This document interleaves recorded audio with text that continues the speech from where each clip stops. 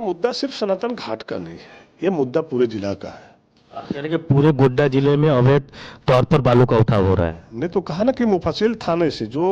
माननीय विधायक जी के घर के सामने थाना है, फिर ये धंधा गोरख धंधा चला किसने रहा है और इसका पैसा कहाँ कहाँ जाता है, किस किस लोग इसमें सम्मिलित है। हम तो माननीय मुख्यमंत्री जी से आग्रह करेंगे, चीफ सेक्रेटरी से, कि भाई आप इसको गंभीरता से जांच कराइए कि आखिर जो बालू लोड होता है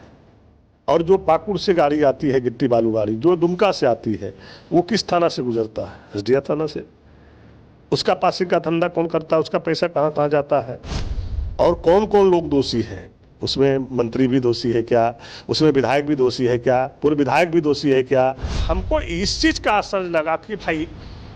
ये मुद्दा सिर्फ सनातन के लिए क्यों हुआ, पथरगामा के क्यों टारगेटिंग क्यों किया गया। आज जिस दरोगा ने इस काले धंधा को चला रहा है, जिस पदाधिकारी ने, क्या वहाँ के जनप्रतिनिधि को भी कटमनी जाता है, हिस्सा जाता है, और क्या संजय यादव को भी हिस्सा मिलता है वहाँ? हमने कहा, मैं अपने ऊपर भी लिया, हम किसी जनप्रतिनिधि की बात नहीं कहा, मैंने सार्वजनिक कहा और वर्तमान और पूर्व दोनों का कहा। सबकी भूमिका को जांच कर ले कि कौन कौन लोग इसमें सम्मिलित हैं और किसको किसको इस काली कमाई का पैसा जाता है।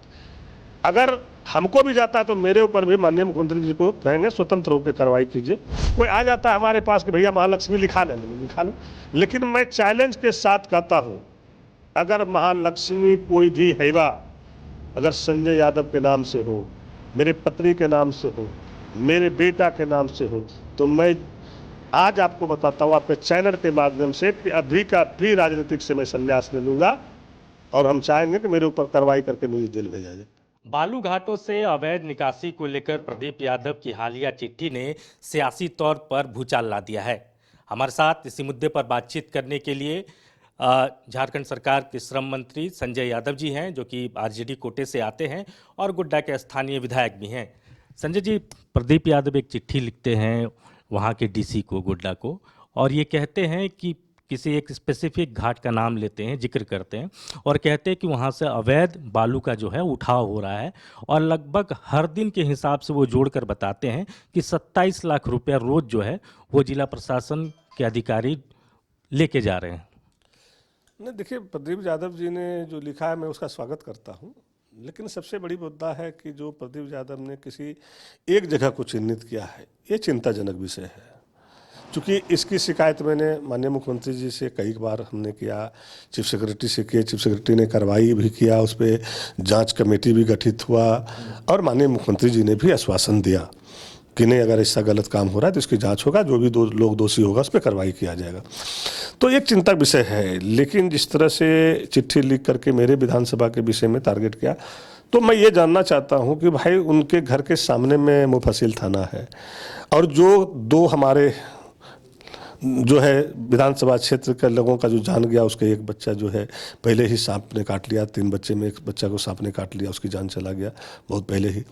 उसके बाद 2 बच्चा जो बालू लदे जो ट्रैक्टर से उसकी ठोकर मार के जान लिया गया,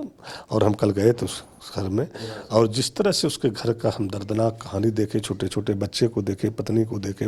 उसकी माँ का, उनका पिताजी को देखे, तो हम भी वहाँ पे काफ़ी भावुक हो गए।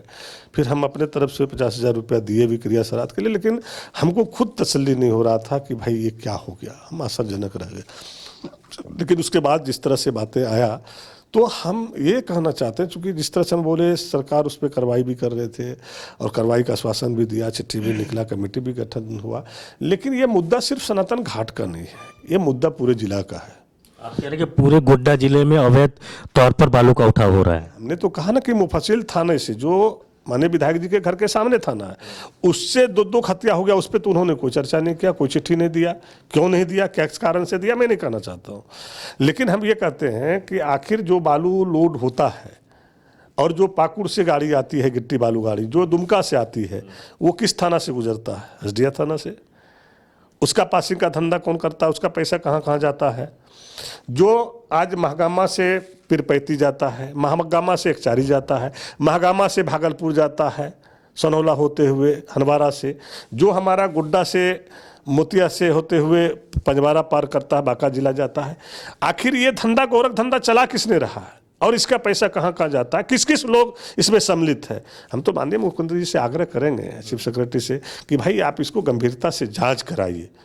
और कौन कौन लोग दोषी है, उसमें मंत्री भी दोषी है क्या, उसमें विधायक भी दोषी है क्या, पूर्व विधायक भी दोषी है क्या,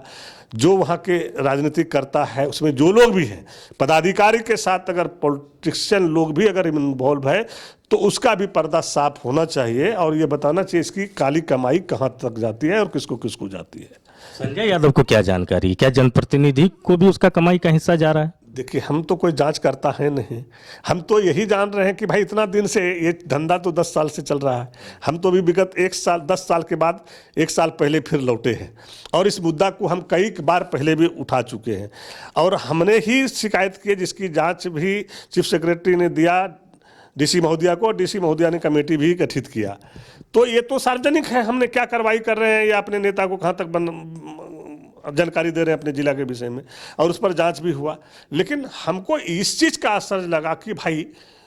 ये मुद्दा सिर्फ सनातन के लिए क्यों हुआ, पथरगामा के क्यों टारगेटिंग क्यों किया गया। जिस दरोगा ने इस काले धंधा को चला रहा है, जिस पदाधिकारी ने, उस थाने प्रभारी के विरुद्ध भी, जब वो महागामा के थाना प्रभारी था उसके विरुद्ध मैंने लिखा और उसी समय फिर उसकी पोस्टिंग थोड़ा दिन के बाद पथरगामा में किया। जब हमने मुख्यमंत्री जी के पास हंगामा किया तो पोस्टिंग रोक दिया। अब फिर उसी पदाधिकारी जिसके खिलाफ हमने लिखा, जिसके खिलाफ जांच का आदेश दिया, उसी को फिर मेरे थाना में बैठा दिया गया। तो ये छोटी छोटी बातें अब माननीय मुख्यमंत्री जी को हम शिकायत नहीं कर सकते हैं, क्योंकि ये लोकल लेवल पे हम भी देख सकते हैं, कर सकते हैं। लेकिन हमारा जो मेन मुद्दा है, मेन मामला है कि ये सारी बिंदु को, चूँकि जान तो काफ़ी लोगों को चला गया, हाईवा से, ट्रक से, रोड में भी जो रोड बन रहा है उससे भी कई नौजवानों को गया। मेरा पंचायत अध्यक्ष का जान चला गया, जो माना समिति था बेचारे पथरगामा का, उसका भी जान चला गया। कई महतो समाज का जान गया, जिसका इलाज मैंने अपने पैसा से अभी जो है सिल्लीगुड़ी से इलाज करा के लाए, गांधीग्राम का एक महतो समाज का। तो इस तरह के कई आए दिन घटना घट रही है और यही अवैध का, चूंकि वो जब अवैध लेके जाता है तो नियंत्रण खो देता है, उसको ये रहता है कि हम कितना जल्दी अपने स्थान तक पहुंच जाएं, चाहे उसमें कितने लोग मर जाए, कि दबा जाए, कुचला जाए, उससे कोई मतलब नहीं लगता है। लगता है कि चोरी का माल हम लेके जा रहे हैं और कितना जल्दी जाके पहुंच के वहां तक पहुंच जाए ताकि हम बच जाए। अच्छा मंत्री जी, आप बार बार महागामा पड़ोइया हाट की बात कर रहे हैं, उसका जिक्र कर रहे हैं, क्या वहाँ के जनप्रतिनिधि को भी कट मनी जाता है, हिस्सा जाता है, और क्या संजय यादव को भी हिस्सा मिलता है वहाँ? देखिए, हमने कहा, मैं अपने ऊपर भी लिया, हम किसी जनप्रतिनिधि की बात नहीं कहा, मैंने सार्वजनिक कहा और वर्तमान और पूर्व दोनों का कहा। आपने देखे होंगे हमने जो बोल रहे हैं कि हमने दोनों का कहा कि वर्तमान और पूर्व सबकी भूमिका को जांच कर ले कि कौन कौन लोग इसमें सम्मिलित है और किसको किसको इस काली कमाई का पैसा जाता है। अगर हमको भी जाता है तो मेरे ऊपर भी माननीय मुख्यमंत्री जी को कहेंगे स्वतंत्र होकर कार्रवाई कीजिए, और अगर किसी और जनप्रतिनिधि को भी जाता है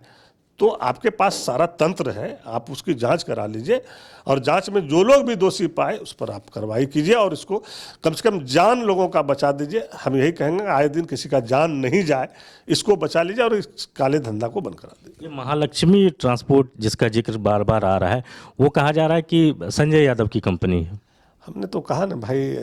कि भाई महालक्ष्मी, आप देखिएगा महालक्ष्मी जितने लोगों ने लिखाए हैं उसमें भगत समाज के लोगों ने भी लिखाए हैं, साव समाज के लोगों ने लिखाए हैं, मुसलमान समाज के लोगों ने लगाए हैं, ब्राह्मण समुदाय के भी लोगों ने लिखाए हैं। कोई ऐसा जात नहीं है जिसने महालक्ष्मी नहीं लिखाया। इसका कारण क्या है तो जान ही रहे हैं कि बीजेपी के राज में जिस तरह से थानेदारों ने जो अत किया था, तो थानेदार ने एक इतना कर्सियस, या पदाधिकारी ने इतना कर्सियस करता था कि जो 500 रुपया लेता था, अगर महालक्ष्मी लिखा रहता था तो 150 में निकल जाता था। तो कोई आ जाता है हमारे पास कि भैया महालक्ष्मी लिखा लें, बोले लिखा लो। लेकिन मैं चैलेंज के साथ कहता हूँ, अगर महालक्ष्मी कोई भी हैवा अगर संजय यादव के नाम से हो, मेरे पत्नी के नाम से हो, मेरे बेटा के नाम से हो, तो मैं आज आपको बताता हूँ आपके चैनल के माध्यम से कि अभी का भी राजनीतिक से मैं संन्यास ले लूँगा और हम चाहेंगे कि मेरे ऊपर कार्रवाई करके मुझे जेल भेजा जाए और मेरे कोई परिवार के नाम से महालक्ष्मी हो। अब रही बात रिलेशन में, बहुत सारा लोग धंधा करता है, बिजनेस करता है, कोई ममेरा भाई है, कोई खलेरा भाई है, कोई ममेरा साला है, कोई कुछ है, तो भाई जिसको जहाँ राहत मिलता है वो अपना जो है लिखवाता है। लेकिन मेरा महालक्ष्मी से कोई लेना देना दूर दूर तक का कोई वास्ता नहीं है। पार्टी के स्तर से भी कोई चिट्ठी वगैरह गई है क्या? निश्चित रूप से जिस तरह से मामला गोड्डा जिला का और मेरे विधानसभा का उठा है, तो हमारे पार्टी में भी ये बहुत चिंताजनक विषय आया है और काफ़ी इस पर हमारे पार्टी के पदाधिकारी ने चिंता भी जताए, हमारे वोटर ने भी चिंता जताए कि भाई एक थाने को टारगेट किया गया है और आपके विधानसभा को टारगेट किया गया है, तो ये हमारा चिंताजनक विषय है। तो हमारे पार्टी ने भी लिखित डीसी महोदया को दे रहा है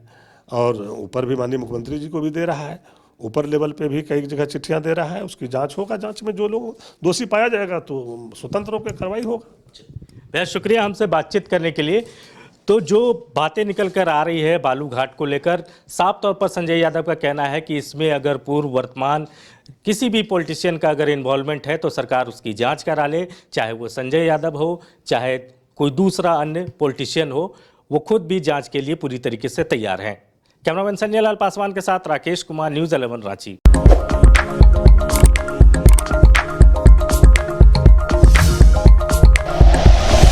like and share videos, subscribe करें हमारा चैनल और प्रेस करें बेल आइकॉन। न्यूज़ 11 भारत, सच है तो दिखेगा।